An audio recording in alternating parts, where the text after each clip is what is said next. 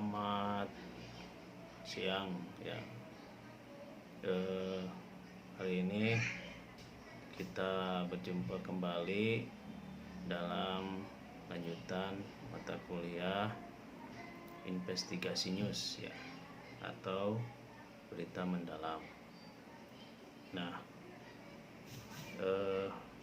perlu saya jelaskan dulu ya sebelum nanti dibahas juga hasil investigasinya.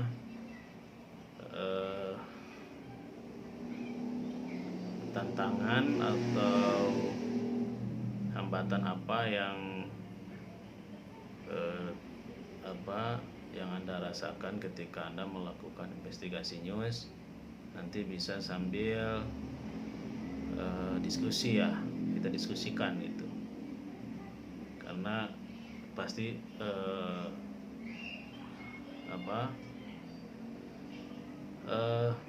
Anda cukup mendapat tantangan pastilah dalam membuat investigasi news. Kemudian saya perlu tekankan lagi bahwa investigasi news itu lebih kepada berkisah secara mendalam ya. Jadi berkisah di sini adalah bagaimana deskriptif naratif itu bisa Anda uraikan ya. Deskriptif naratif itu dalam tiap paragrafnya ya. Perlu saya sampaikan juga bahwa ada perbedaan ya yang cukup berbeda, yang cukup tidak terlalu jauh sebetulnya. Cuman ketika kita membandingkan antara bagaimana cara menghimpun bahan berita atau menulis hard news ya, dengan cara menghimpun bahan laporan mendalam. Ini atau in-depth reporting ya, atau depth reporting. Karena laporan mendalam itu menggali lebih jauh ya unsur why dan how ya. Jadi why kenapa, how bagaimana. Jadi kenapa dan bagaimana gitu ya. Itu yang paling penting ya. Kenapa dan bagaimana ini menjadi pertanyaan ya, banyak pertanyaan ketika kita hendak melakukan wawancara observasi di lapangan itu ya. Itu yang paling dominan, karena memang dalam menulis berita, gagasan, angle atau sudut pandang ya, dan pengumpulan bahan itu memungkinkan adalah sesuatu hal yang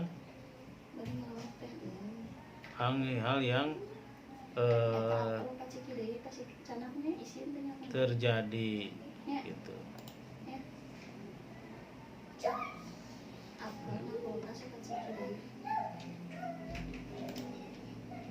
Jadi wartawan itu pada gilirannya ya harus menentukan format apa berita yang akan ditulis. Tentunya menjadi pertimbangan ya, tentunya menjadi pertimbangan apakah penggalian bahan akan memenuhi kebutuhan dari tulisan itu. Jadi bahan itu dikumpulkan tentunya harus sesuai dengan apa yang akan kita tulis gitu dalam tulisan feature ya, tulisan feature dari apa yang akan kita jadikan tema. Jadi dalam penulisan feature itu bisa saja kita juga menulis dulu judul atau kita bisa langsung memulai dulu tulisan gitu. Leadnya, misalkan di leadnya, karena nanti muncul biasanya kalau dalam penulisan itu suka tiba-tiba kita ada hasil wawancara yang menarik. Nah, jadi kan saya tekankan kembali bahwa dalam penulisan feature itu nanti ada sisi-sisi, terutama di paragraf menjelang akhir ya, penutup itu suka ada konklusi ya atau kesimpulan gitu. Nah, ini biasanya di paragraf menjelang akhir paragraf gitu. Ini suka ada konklusi. Nah, dari konklusi ini biasanya justru hal yang menarik ini dijadikan tema judul gitu ya. Misalkan kalau Anda membuat proposal kemarin, proposal investigasi, itu bisa saja dulu temanya itu Anda bikin, kemudian juga judulnya Anda buat, itu Anda susun dalam proposal itu sah-sah saja ya tema. Tapi bisa saja nanti berubah setelah hasil kita investigasi itu ya. Itu yang menjadikan bahwa setiap yang harus jadi pertimbangan setiap kita menggali bahan itu apakah akan memenuhi kebutuhan dari tulisan atau tidak. Ada kalanya kan kalau saya lihat ya di semester kemarin saya suruh bikin feature misalkan ya. Kalau straight news oke lah, itu sudah paham ya. Tapi dalam penulisan feature Anda itu seperti kekurangan bahan, rata-rata hanya di 3 paragraf, 4 paragraf. Kemudian saya juga lihat di hasil UTS kemarin juga begitu gitu. Kurang memahami apa yang saya ingin sampaikan atau saya harapkan dari mahasiswa gitu. Jadi karena memang tadi bahannya itu yang kurang gitu. Jadi penggalian bahan itu tidak memenuhi kebutuhan dari tulisan itu. Padahal kan kalau kita tadi misalkan contoh kemarin mau menggali soal kekerasan, misalkan kekerasan terhadap anak atau kekerasan dalam rumah tangga, investigasinya itu ya harus mendalam, harus memenuhi apa yang ingin kita sampaikan pada pembaca gitu ya. Jadi tidak hanya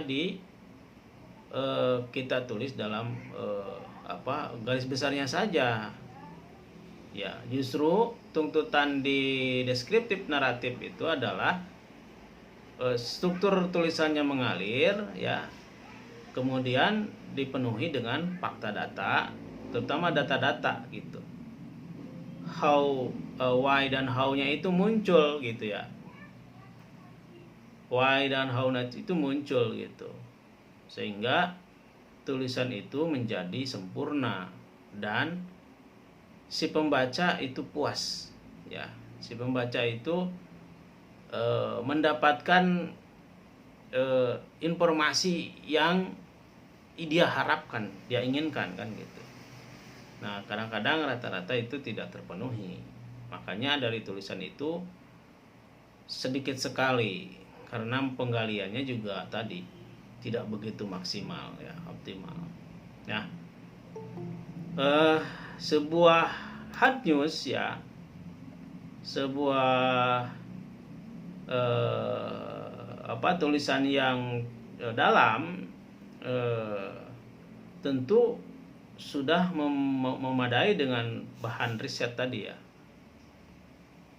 Dengan bahan riset why dengan bahan riset wawancara dan reportase yang secukupnya gitu ya. Jadi harus memadai, ya, bahan risetnya gitu, wawancaranya dan reportasenya itu harus cukup, harus banyak. Nah ini jadi kadang-kadang itu tidak memenuhi standar tadi. Ya saya sampaikan bahwa berita mendalam itu mirip-mirip Anda ketika membuat skripsi. Skripsi Anda misalkan skripsi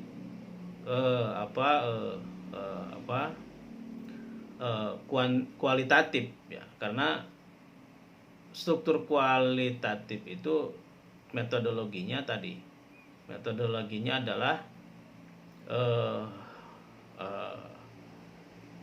logiko, hepatitiko, dan verifikatif, ya. Strukturnya itu adalah pendahuluan atau latar belakang, kemudian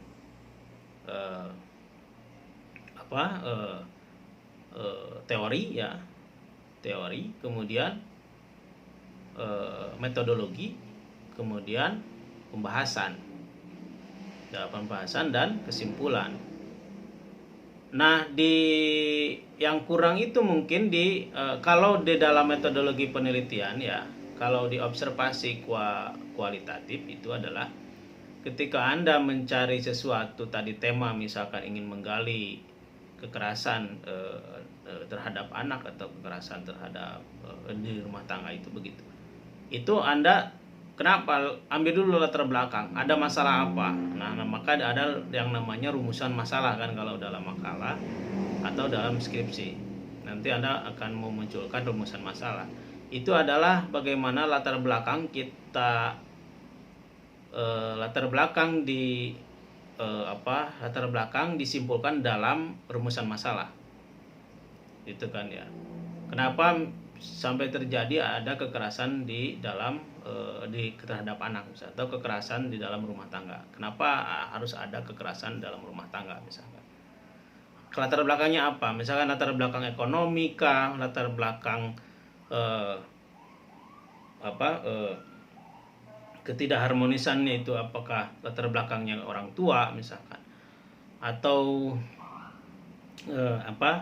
ketidakcocokan dan sebagainya, itu dimasukkan dalam rumusan masalah tadi. Nah, Anda dalam observasi itu pun sama.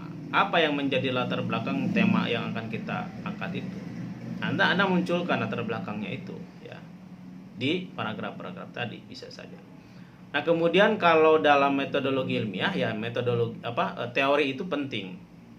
Apakah di dalam news in depth atau berita mendalam itu harus dibutuhkan teori? Saya pikir tidak terlalu, ya, karena tidak ada kaitannya dengan sistematika metodologi ilmiah tadi. Itu tidak diperlukan kalau teori, ya. Tapi kalau dalam Anda membuat skripsi, itu teori dibutuhkan. Kemudian di metodologi, nah, metodologi ini mungkin ada, ya, sebagian bisa diambil dalam metodologi news in depth, yaitu bagaimana metodologi ini, bagaimana kita cara ke lapangannya, ya. Misalkan penelitian ini dilakukan di kampung apa, kemudian metodologi ini dilakukan di kampung mana. Metodologinya adalah dengan mencari bahan-bahan tadi, wawancara, kemudian juga dokumentasi. Nah, itu masuk, ya, pada ranah news in depth. Nah, kemudian juga dalam pembahasan. Nah, ini yang paling penting. Di penelitian observasi, di penelitian kualitatif, pembahasan itu sangat penting. Nah, isi dari hard news atau berita mendalam itu justru yang dibutuhkan itu adalah di pembahasannya. Maka dalam penulisan feature news in depth itu adalah tadi pembahasan itu menjadi paragraf-paragraf dalam menjawab why dan how tadi, ya, menjawab why dan how tadi. Nah, sehingga dalam penuturannya itu penuh dengan fakta data gitu. Itu yang paling penting. Nah, kalau dalam metodologi ilmiah itu di pembahasan itu adalah menyangkut semua. Nah, biasanya kalau dalam metodologi ilmiah skripsi itu Anda menggabungkan antara teori dengan apa yang terjadi di lapangan, kemudian dianalisis oleh teori, gitu ya. Nah kemudian dibahas gitu, kemudian dianalisis. Nah analisisnya itu seperti apa? Oh, ketika ada misalkan tadi kekerasan dalam rumah tangga dikaitkan dengan undang-undang, misalkan kalau dalam undang-undang kekerasan di dalam rumah tangga ada jelas. Kemudian